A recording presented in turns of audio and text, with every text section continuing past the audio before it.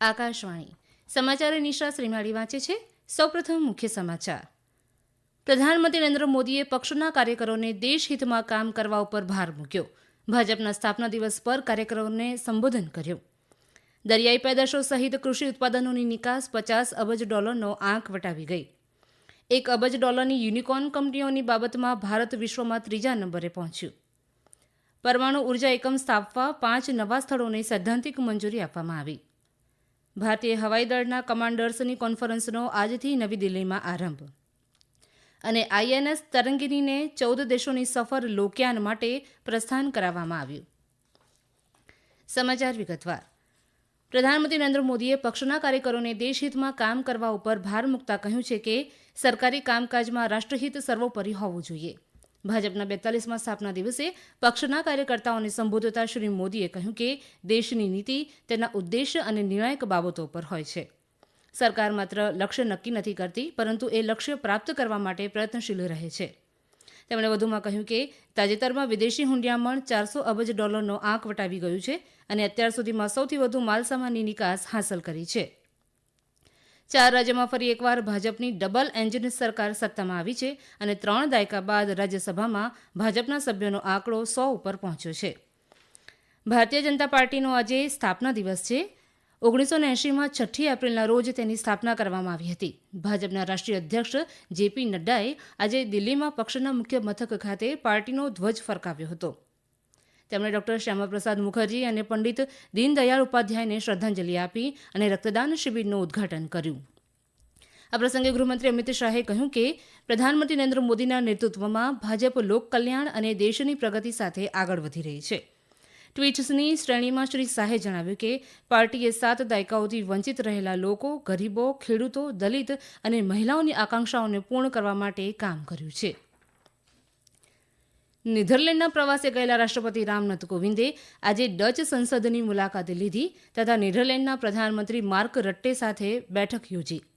બેઠક દરમિયાન સેનેટના સભાપતિ જાન એન્થની અને પ્રતિનિધિ ગૃહના અધ્યક્ષ વેરા બર્ગકમ્પ સહિત સેનેટ અને પ્રતિનિધિ ગૃહના કેટલાક સભ્યો પણ હાજર હતા.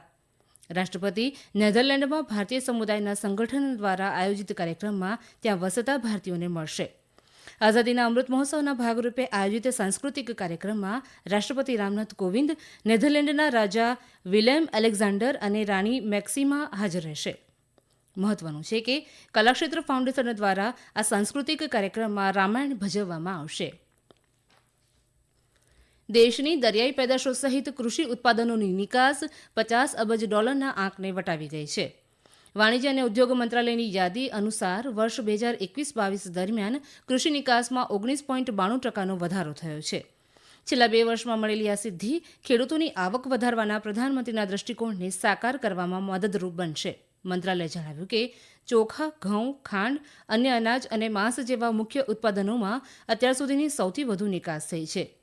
રશિયા યુક્રેન યુદ્ધ સંકટમાં પણ ઘઉં અને અન્ય ખાદ્ય ચીજોની નિકાસ ભારત દ્વારા થઈ રહી છે.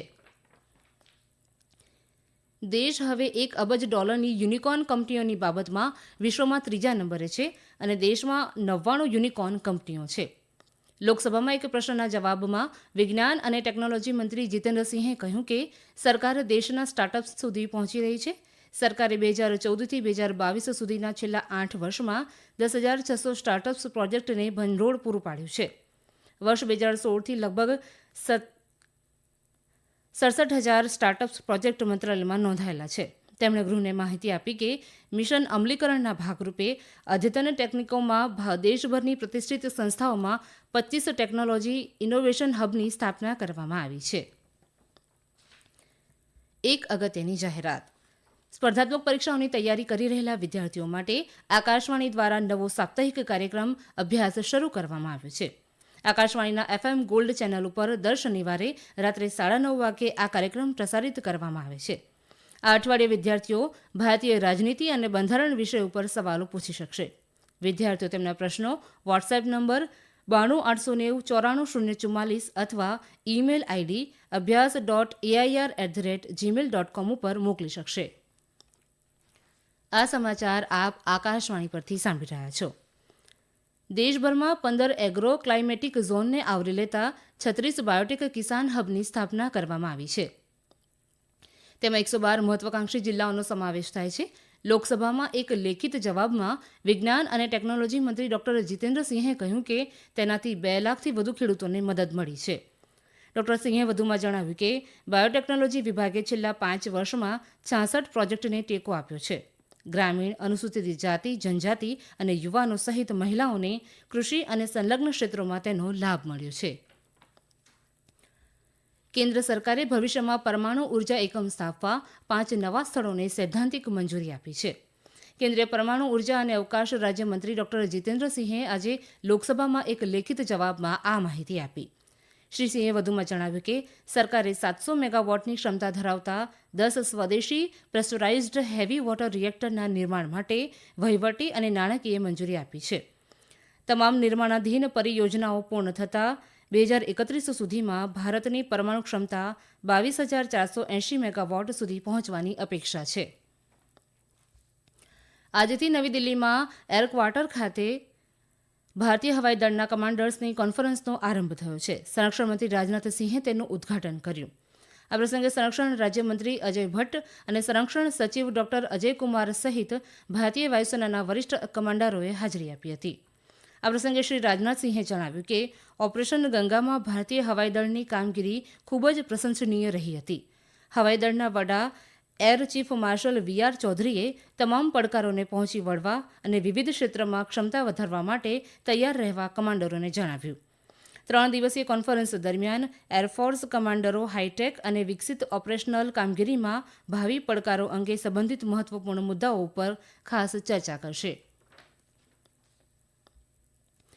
ભારતીય નૌકાદળના પ્રથમ તાલીમી જહાજ આઈએનએસ તરંગીનીને આજે સવારે કોચીમાં નૌકાદળના દક્ષિણ કમાન્ડ ખાતે નેવલ જેટીથી 14 દેશોની સફર લોકયાન માટે પ્રસ્થાન કરાવવામાં આવ્યું. 7 મહિનાની લાંબી સફર દરમિયાન 17,485 નોટિકલ માઇલનું અંતર કાપીને તે 17 બંદરો ઉપર લંગરાશે. નૌકાદળના દક્ષિણ command rear admiral Antonie George દ્વારા તેને ફ્લેગ ઓફ કરવામાં આવ્યું હતું. આ સફરનો પ્રાથમિક હેતુ ભારતીય નૌકાદળના લગભગ 300 અધિકારીઓની તાલીમ છે, જે પ્રથમ તાલીમ સ્ક્વોડ્રનનો ભાગ છે. આઈએનએસ તરંગીની નેધરલેન્ડ, બેલ્જિયમ અને ડેનમાર્ક ખાતે યોજાનારી ઇવેન્ટ્સમાં ભાગ લેશે. આઝાદીના અમૃત મહોત્સવના ભાગરૂપે લંડનમાં રાષ્ટ્રીય ધ્વજ ફરકાવવો એ સફરની વિશેષતા હશે. આ જહાજ નવેમ્બરમાં કોચી પરત આવે એવી અપેક્ષા છે. સંદેશા વ્યવહાર મંત્રી અશ્વિની વૈષ્ણવે કહ્યું છે કે દેશમાં 5G સેવાઓનો પ્રસાર ટ્રેનોમાં ઇન્ટરનેટ સેવાઓને સરળ બનાવશે. લોકસભામાં પ્રશ્નોના જવાબમાં શ્રી વૈષ્ણવે કહ્યું કે કલાકના 100 કિલોમીટરની ઝડપે ચાલતી ટ્રેનમાં 5G હોય તો જ ઇન્ટરનેટ સેવા યોગ્ય રીતે મળી રહે. તેમણે ગૃહને કહ્યું કે ચાલુ ટ્રેને 4G નેટવર્કમાં વિક્ષેપ થાય છે. રેલ મંત્રાલય હેઠળના રિસર્ચ, ડિઝાઇન એન્ડ સ્ટાન્ડર્ડ ઓર્ગેનાઇઝેશને રોડ અંડરબ્રિજમાં પાણી ભરાવાની સમસ્યાને ઘટાડવાના મુદ્દાનો અભ્યાસ કર્યો છે અને ઉપાયાત્મક પગલાં સૂચવ્યા છે. સરકારે રેલવેમાં સૌર ઉર્જા આધારિત એન્જિનો સાથે બદલીને ડીઝલ અને ઇલેક્ટ્રિકલ એન્જિનો પાછા ખેંચી લેવાનું શરૂ કર્યું છે.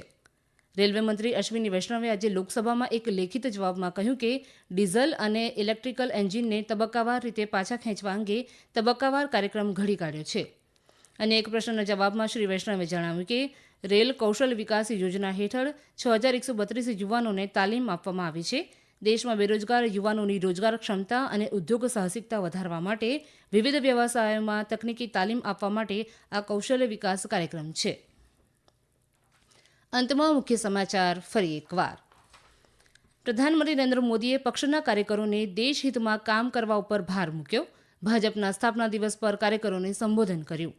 દરિયાઈ પેદાશો સહિત કૃષિ ઉત્પાદનોની નિકાસ $50 અબજ આંક વટાવી ગઈ. અને આઈએનએસ તરંગીનીને 14 દેશોની સફર લોકયાન માટે પ્રસ્થાન કરાવવામાં આવ્યું. આકાશવાણી પરથી સમાચાર પૂરા થયા.